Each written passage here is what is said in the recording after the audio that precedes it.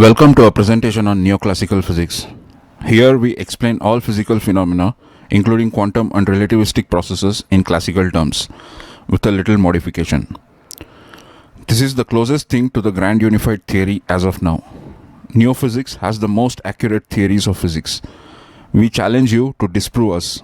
If not, we welcome you to join us in the revolution. In this presentation, we discuss about the limitations of force law based methods to simulate physical systems. Newton's method of framing equations of motion using the force balance terms is claimed to be universal and applicable in all of classical physics. It is also supposed to work in the quantum realm, on the average.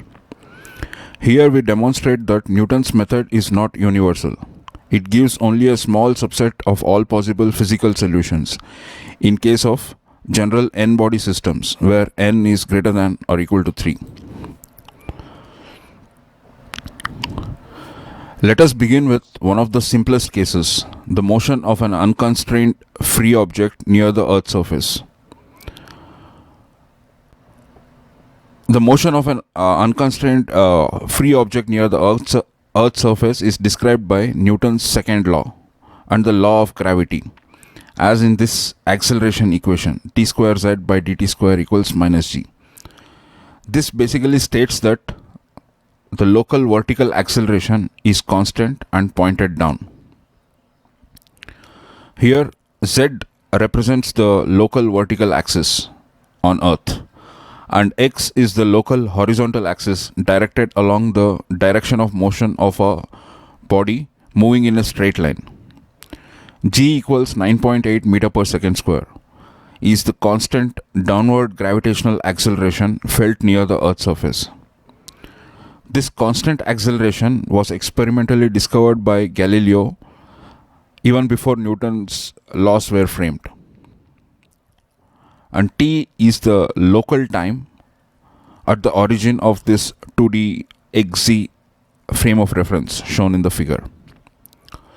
So the z-axis is directed radially outwards from the center of the Earth, and the horizontal axis is tangential to the surface and perpendicular to the z-axis. For simplicity, we shall only consider objects moving along a straight line. If we take the projection of the object on the horizontal surface, then it will be a straight line. In this example, the motion is roughly along the local north-south axis. In principle, it can be along any great circle passing through the origin point, like this direction x prime axis. It can be going along any of these axes on the horizontal plane. The short range motion of an unconstrained free body on the surface of the Earth, assuming a flat Earth locally, can be modeled by the equation d square z by dt square equals minus g. This basically produces the familiar parabolic trajectories. In fact, these are highly eccentric elliptical orbits, not parabolic trajectories. And we see a very small segment around the apoapsis. Therefore, they only appear parabolic in this short range limit. Closely related to the force or acceleration equation, d square z by dt square equals minus g, we saw in the previous slide, is the energy equation employing the potential energy term mgz and kinetic energy term this here. Here m is the mass of the object moving on the Earth's surface and E is the total energy. The total energy is considered constant for now. In the absence of any external energy source or sink, energy remains constant.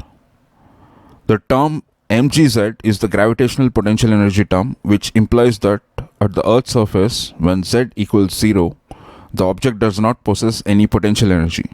But as it rises above the surface, it gains potential energy at the cost of kinetic energy, as the total energy remains constant.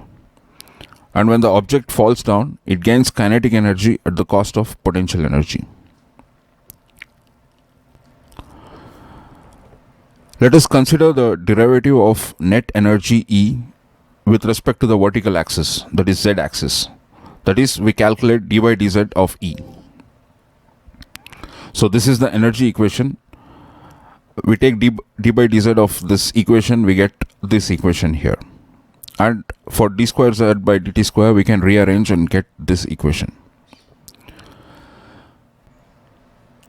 And this is the equation we get from Newton's second law and law of gravity that we saw earlier. So Newton's second law and the law of gravity formulates the equation of motion for unconstrained two-body systems. That is this equation. In this case, the force terms are in balance. Hence, d square z by dt square plus g equals 0, or d square z by dt square equals minus g. In case of constrained motion, we have to modify the equation obtained for unconstrained motion by applying Newton's third law and free body diagram, or we can follow the more formal Lagrangian approach. That is, we have to modify this equation or follow the Lagrangian method to get the equations of motion during constrained motion. Depending on the boundary condition, for example, slope of the inclined plane, the acceleration equation needs to be modified substantially to accommodate the boundary conditions. However, the energy equation and the dE by dz equation are already geared to accommodate the various altered boundary conditions without any new modifications. We can just simply plug in the given boundary condition into the energy equation to get the solution trajectory of the motion. So basically this equation is for the unconstrained motion, and this equation is more generalized. It is valid for both constrained and unconstrained motion. When d square x by dt square is 0, this equation becomes just this equation, so it is valid for unconstrained motion. And when it is not equal to 0, this is the generalized form of this.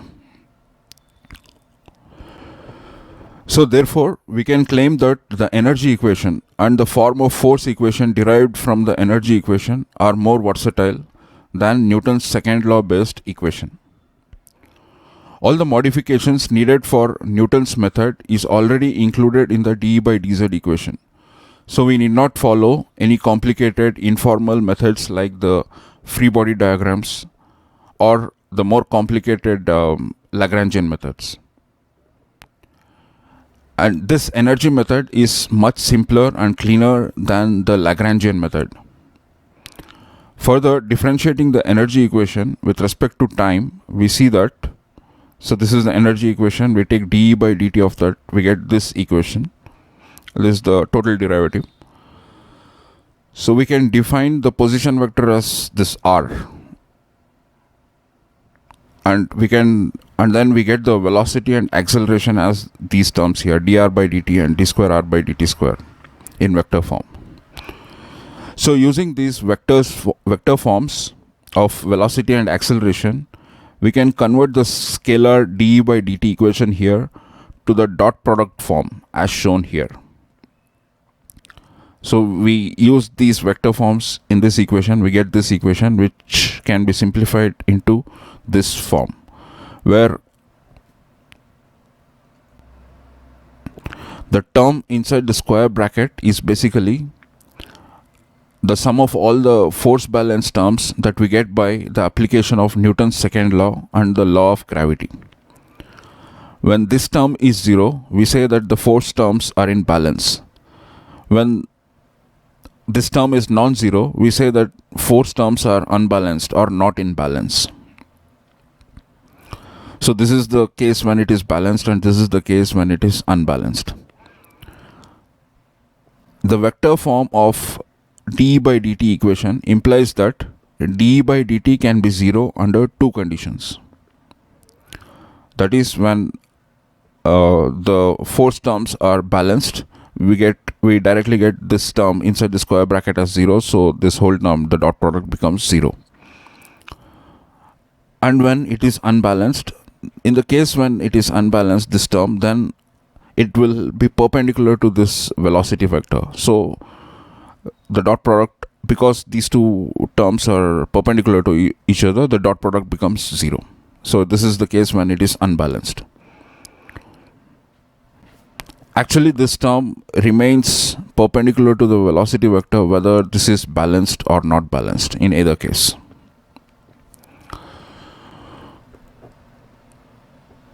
So the Lagrangian method also gives the same result as the dE by dt, but by taking a more complicated path. This is the Lagrangian method. This is the definition of the Lagrangian, where if this is plus sign, then this becomes the energy equation. So here this is kinetic energy minus potential energy, which is the Lagrangian L. So from the Lagrangian, from this L, we get, by differentiating it a couple of times, you get this Euler-Lagrange equations. So from this Euler-Lagrange equation, we get the two conditions, for one for the constrained motion and one for the unconstrained motion. So for the unconstrained motion, we get the same equation as this Newton's second law based equation, and for the constrained motion, we get this perpendicularity condition. And this unconstrained motion is a modified version of this Newton's second law based formulae, and this works in cases, for example, motion along an inclined plane or a brachistochrone, or whenever there is a boundary condition constraint.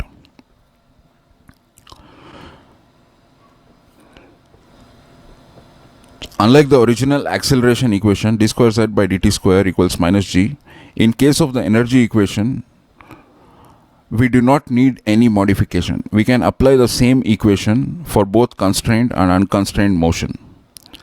Suppose we consider an inclined plane constraint. The boundary condition corresponding to an inclined plane is a straight line equation. Say z equals ax plus b, where a is the constant describing the slope of the line and b is the ordinate describing the value of z when x equals 0. Therefore, the time derivatives of these x and z variables are related to each other as shown here. So dz by dt is simply tan theta dx by dt, and dx by dt is this. So plugging these expressions for dz by dt and dx by dt in the energy equation, we get two different equations. One purely in terms of x and one purely in terms of y. So that is if we plug this dz by dt equation into this, we get an equation purely in terms of x, and if we plug in this dx by dt equation into the energy equation, we get a equation purely in terms of z.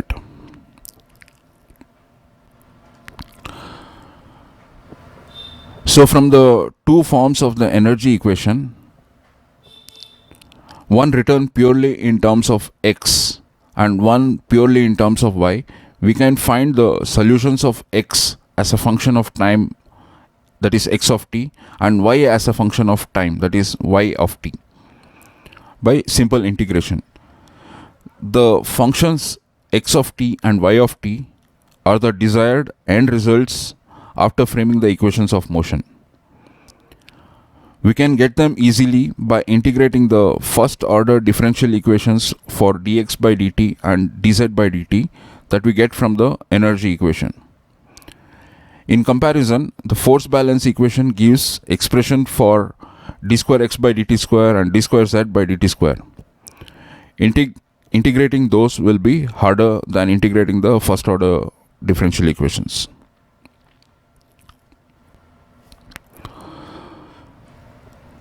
So differentiating the position vector with respect to time, we get the expression for velocity and acceleration as shown here. The acceleration equation is same as that we get from the free body diagram method. Note that these two expressions are perpendicular to each other. Hence, the dot product of these two will be 0. The dot product of these two terms will be 0 even when the term inside the square bracket is 0, or when there is force, or when there is the force terms are in balance. That is d square z by dt square equals minus g case. But in case of constrained motion, the force terms are not in balance. That is, d square z by dt square is no longer equal to minus g. And the unbalanced force is perpendicular to velocity vector. That is, this dot product is 0 because these two components are perpendicular to each other, and not because Newton's second law based force equation is 0 or balanced. The force terms don't add up to 0 here in the square bracket. It is unbalanced, but it is perpendicular to the velocity vector, and hence dE by dt becomes 0. The previous discussion was about one body approximation of the two body system. Even the two body system behaves very much like the one body approximation, except maybe in some complicated and perhaps time dependent cases of boundary conditions. We get the same results from Newton, Lagrange and energy methods in most of the simple two body systems. The difference between Newton's method and the energy method starts becoming visible even in simple three-body problem case. We won't discuss the complicated two-body configurations here. We will discuss the simpler, mathematically simpler problem, or three-body problem. So let us now consider an unrestricted three-body system. Suppose the three vectors r1, r2 and r3 be the position vectors of the three objects with respect to their center of mass, which also happens to be its center of revolution. Let P12 be the potential energy term due to objects 1 and 2. Let P subscript 23 be the potential energy term due to objects 2 and 3. Let P subscript 31 be the potential energy term due to objects 3 and 1. Then the net energy equation can be written as shown here. The summation of all the kinetic energy terms and the potential energy terms P12, P23, P31. Note that we do not get n different energy equations here because there are n interacting objects. We just get one total energy equation including contribution from all the objects. So the Lagrangian corresponding to the three-body system energy equation is this. Here the kinetic energy, here it is the difference between the kinetic energy and the potential energy terms. These signs are negative because it is Lagrangian. Else, if it is positive, then it becomes the energy conservation equation. So using this L in the Euler-Lagrange equation, we get this acceleration equation in scalar form. Since the objects are unconstrained in this three-body system, the Lagrangian equation is same as the equation that we get from Newton's second law and the law of gravity. In vector form, the force equation in Newton's method corresponding to one of the objects in the three-body system is this. This is mass 1. This is the equation for mass 1 here in vector form. So the contribution from m2 and m3, mass 2 and mass 3 are on the right hand side. The Lagrangian form above is just the scalar version of this vector equation. If the net energy is conserved, then dE by dt is 0. In the vector form, dE by dt can be expressed as a summation of these dot product series terms. Newton or Lagrange method in this case only deals with a tiny subset of all the possibilities that we get from dE by dt equals 0. So this is from the energy equation. And this is from the Newton's equations. So Newton's method only considers the subset which satisfy these equations that we get from Newton's second law and the law of gravity. The solutions where the unbalanced force terms of an object is perpendicular to the velocity vector of the same object are neglected in the Newton-Lagrange method. Newton's method cherry picks a few solutions in a very particular form. Hence, the solutions appear unstable and chaotic. The best way to show the inadequacy of Lagrangian method or Newton method is in the three-body systems, both three-body restricted and unrestricted problems. We shall discuss the three-body problems in detail in a later presentation. Here we just note that in case of unrestricted three-body problem in two dimension, Lagrange's method gives the same force balance equations as the Newton's method. So we get the same solutions from both Lagrange or Newton's method. So from Newton or Lagrange method, we get solutions where the three masses must be located at the three vertices of an equilateral triangle. Always it has to be an equilateral triangle. These solutions are highly unstable. A slight perturbation can cause the whole system to collapse and get into a highly chaotic state.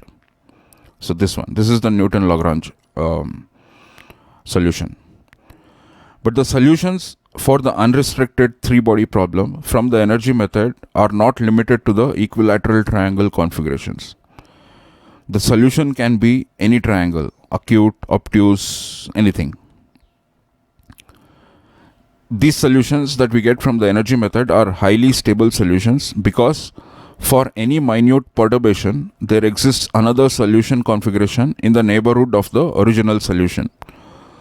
So the three objects smoothly transition from one solution state to another solution state. So there is no chaos in this system as seen from the energy equation.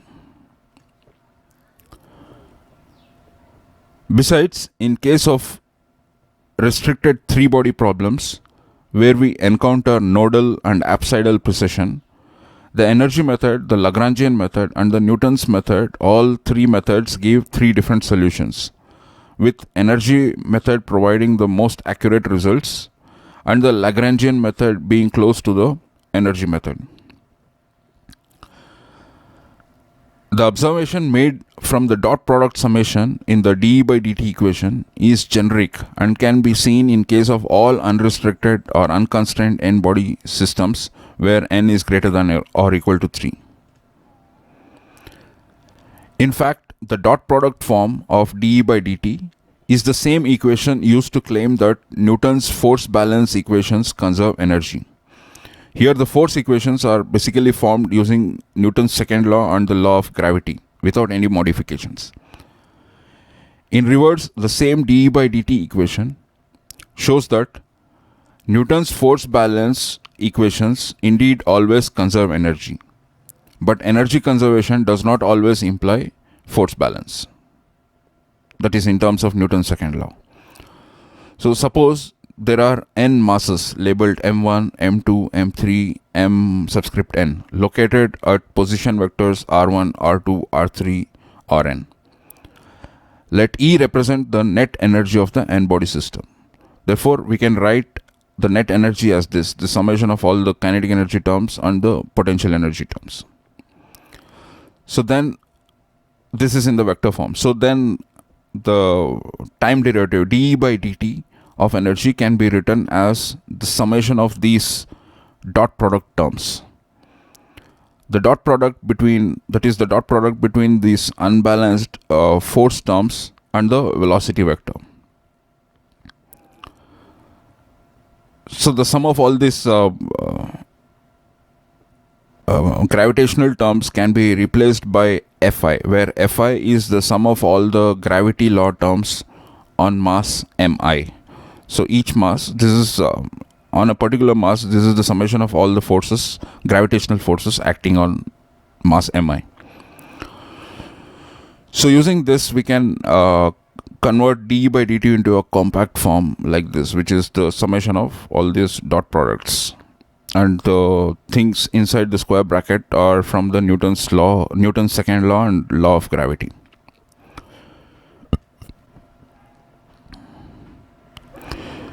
So this dE by dt can become zero under several scenarios. In one case, when the Newton's second law and the law of gravity formulation works as it is without any modification, then the term inside the square bracket becomes zero, so the net dE by dt becomes zero.